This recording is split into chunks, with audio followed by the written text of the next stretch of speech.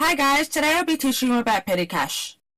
What is petty cash? Petty cash is a small amount of cash that is kept on the company premises to pay for minor cash needs. There are three activities involved in a petty cash process.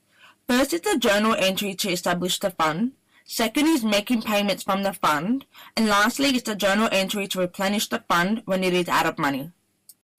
A petty cash fund is established by writing a check for the amount of the fund, cashing the check and placing the cash under the care of an employee. A journal entry is to record the establishment of the fund. Petty cash fund is a current account, so when the fund is established there is a restricted amount of cash in the fund. Petty cash fund increases and is recorded as a debit. For example, on May 1, Design Group cashes a $100 check to establish a petty cash fund. You can see that cash is a credit and petty cash is a debit. After the fund is established, the cash is used to pay for qualifying expenditures. Payments are usually made in one of two ways.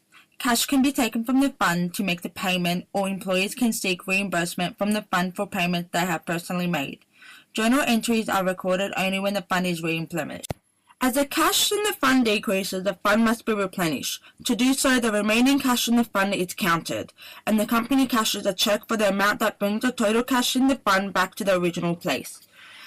The report shows that the fund needs $85 to be fully replenished. It also shows that there are receipts totaling $85. This is what recording expenses look like when you cash a check for $85 to replenish the fund.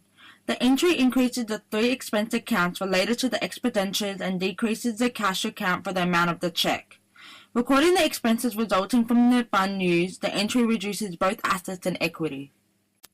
Cash over in short is a temporary account that can have either a debit or credit balance. A debit balance increases expenses while a credit balance decreases expenses. Assume the same facts as previously except that only $13 of cash is counted in the fund before replenishment.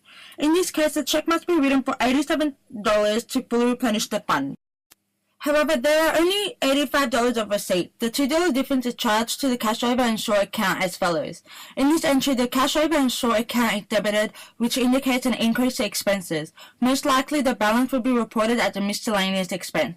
Thank you so much for watching. I hope that this helps. Created using Powtoon.